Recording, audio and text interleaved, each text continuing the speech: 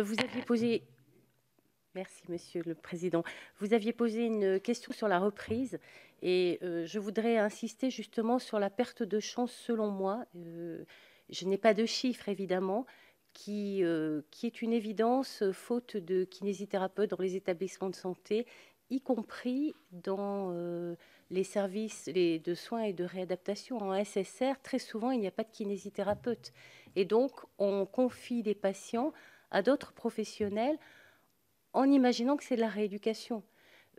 Faute de kinésithérapeutes, dans beaucoup d'établissements de santé, on recrute des éducateurs sportifs, par exemple, diplômés de la fac de sport, ce qui est tout à fait intéressant. Ils ont un rôle à jouer dans le système de santé.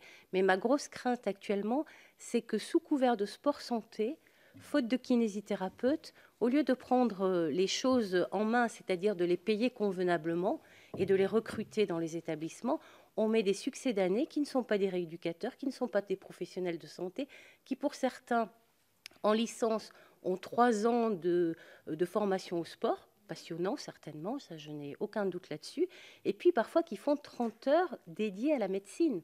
Et ça s'appelle sport santé.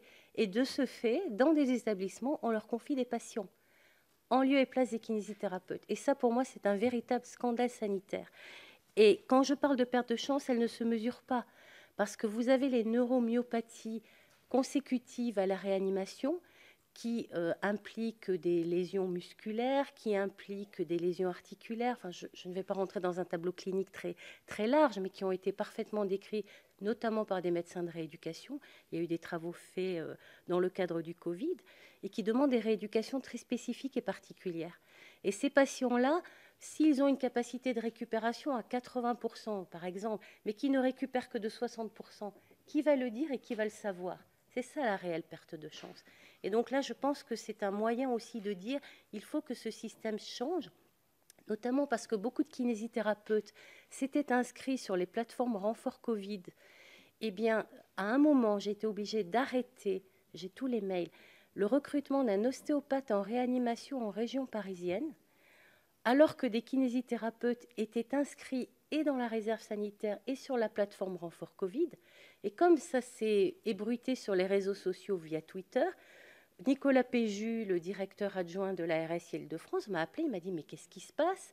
Et finalement, il m'a dit « ben oui, la PHP n'est pas au courant que sur la plateforme renfort Covid, il y a des kinésithérapeutes. Ils savent qu'il y a des médecins et qu'il y a des infirmiers, mais personne n'y a pensé. » Vous voyez, on est à des dysfonctionnements de cet ordre-là.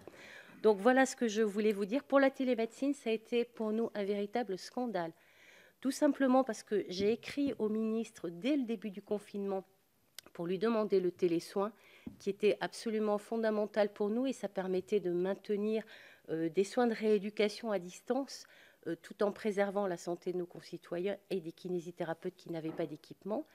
On a vu passer les textes pour les orthophonistes, ce qui me semblait important et intéressant, pour les ergothérapeutes, pour les psychomotriciens, et nous, on n'arrivait jamais.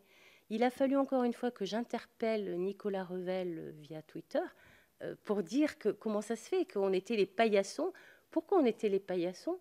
Parce que ce qui bloquait, c'est que pour les kinésithérapeutes, on voulait donner un acte dégradé, c'est-à-dire inférieur au tarif habituel, alors que ni pour les sages-femmes, ni pour les infirmiers, ni pour les médecins, ce qui était tout à fait normal d'ailleurs, l'acte n'avait été abaissé. Et on m'a dit, mais c'est pour la traçabilité. Et en fait, j'ai dit, bah, d'accord, bah, du coup, augmentez-le un petit peu, mettez un AMK 1.1 en plus, au lieu de le mettre inférieur. Donc quand j'ai un petit peu réagi de façon très vigoureuse, je dirais, là, ça s'est débloqué en 2 jours. Mais nous n'avons eu les textes que le 16 avril, alors que nous avions demandé cela dès le début du confinement, que j'ai écrit à Bruno Le Maire, que j'ai écrit à Cédric O, que j'ai écrit à Olivier Véran, enfin, j'ai écrit partout, et j'avais l'impression de ne pas être entendue. C'est-à-dire? Ah oui, alors non, non, non, non, parce on a maintenu l'activité. Oui, ils ont eu l'aide de 1 500 € et nous avons été aidés, bien sûr, même si ça ne couvrait pas tout et qu'il y avait les soins à domicile quand même. Mais les soins à domicile, oui, les soins à domicile aussi. Pourquoi beaucoup de kinésithérapeutes ne font plus de domicile?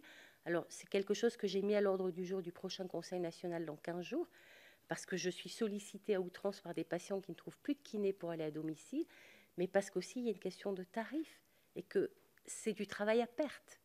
Alors, je ne suis pas là pour parler des rémunérations, ce n'est pas mon sujet en tant qu'or, mais la qualité des soins et des patients, c'est quand même une préoccupation pour moi.